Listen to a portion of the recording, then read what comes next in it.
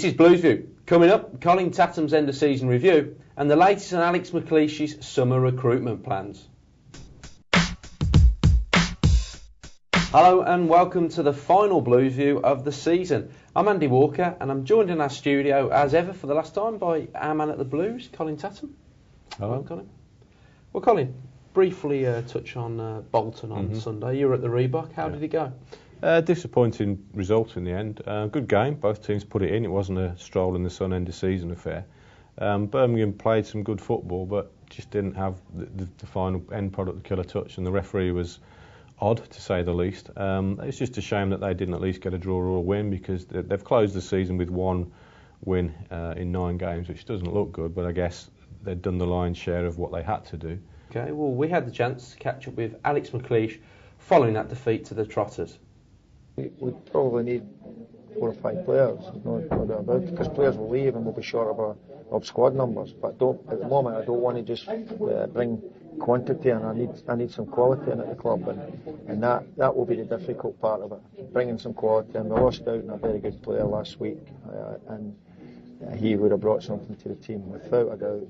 It would have been a coup for us, but unfortunately did a turnabout, stayed at his club, and we have to spread the net again. We had other targets anyway, but we've still got to look to bring 3 or 4 or 5, possibly even 6 players in the summer, which it would be easy to do that, but as I said, 1 player can sometimes be better than bringing in 3 players.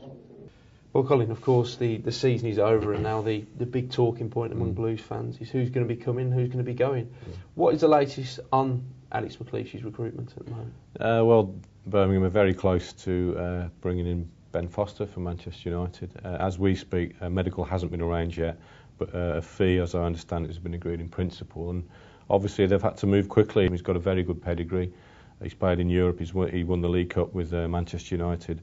And he helped Watford to the Premier League and was their player of the season as well. So fair play to them, they've not hung around. They look like they're going to get a very good player whose career has probably gone stale, and he needs to go and play exactly as Joe Hart did at the beginning of this current season. So that could be a very good and interesting signing for Birmingham. And obviously we know Kakao fell through, and there's other strikers that they're looking at, and obviously the big debate by the end of this week is will he stay or will he go? Christian Benitez, as it looks at the moment, I'd probably say it's 70-30 in him not being retained, and if he isn't, I think that will suggest that Alex McLeish believes he can put that money towards a better player or players. So I think before he's judged on that one, I think we need to see what happens in the remainder of the summer until the transfer window closes on August the 31st.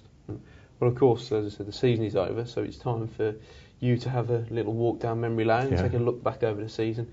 Just start with a brief wrap-up. I mean, it really has been a tremendous campaign for Blues. I mean, in a nutshell, how's it gone from your point of view? I think it's been tremendous, and I think we should celebrate the fact that where Birmingham have finished, if you consider they're 9th and look at the 8 teams above them, and the calibre of those teams, they should be above them. But Birmingham, if you like, are the best of the rest. Okay.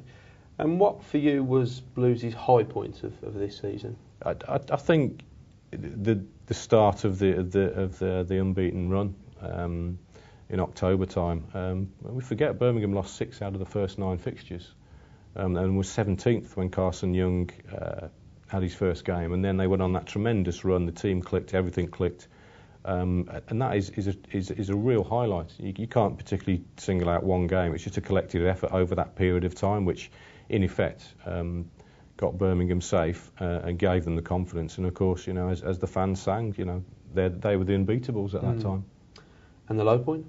For me, and it still rankles, that they just didn't turn up in the second half at Portsmouth in the FA Cup quarter-final, and then 4 days later go down there and completely play them off the park. Wasn't necessarily to do with the team selection. They were comfortable by half-time. Second half, just didn't perform. I don't know what it was. And again, that is a massive disappointment when you see Portsmouth get to the final of the FA Cup. 2 quick goals did for them. Obviously, they got Liam Ridgewell's one was disallowed, and had that gone in, had that been allowed to stand, they probably would have got the draw. But it was such a letdown it wasn't as if they were playing Chelsea and were wiped the floor by them. It was a game there to be won, and sadly they choked at it for whatever reason. It is still pretty mystifying. And in your opinion, I mean, there were several great goals this season from Blues. Not many goals, compared to the rest of the teams. But what was the one that stood out for you? I think the obvious one was Cameron Jerome's belter at Liverpool. Totally out of the blue. He just, it was an absolute pile driver, and no goalkeeper on earth would have stopped it. The speed and the dip it was going at, and that sums up the confidence he's playing with. He's had a tremendous season. And the other one that stands out for me was Barry Ferguson's goal at Everton. A great team move, nice passing move, little back heel into him, a cool finish, goal. And Birmingham, people have tended to overlook the fact they've played some really good football this season. There's been nice passages of play, and there's been some good moves like that, nice intricate sort of Arsenal type moves if you want. But for me, those two goals stood out, and Lee Bowye's little clipped shot at Wolves as well was great technique and execution. Okay, and for this final topic, there's several worthy candidates, but who's your player of the season? It was hard to separate Joe Hart and Barry Ferguson, but I think I would plump for Barry Ferguson in the end. I call him the little general. He's the metronome that makes the team tick, and he's been central to the consistency of the performances and of the style of play. He's always available, he's in the right positions, he'll take the ball, and he's calm on the ball. And I think he's been an absolutely tremendous signing, not only on the pitch, but it's his dressing room influence, and also the fact that he will ball people out, he will demand certain things, he will be cajoling and bullying people. Again, that's aside from his football, he's one of those dressing room leaders which every team who aspires to do anything needs.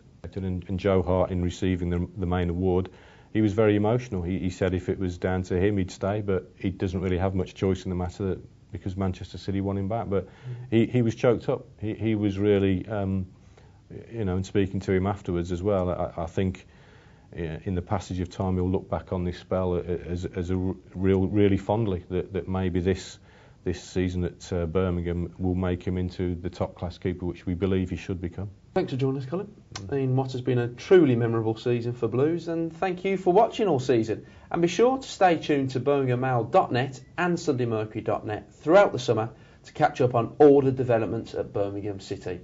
Thanks, and we'll see you soon.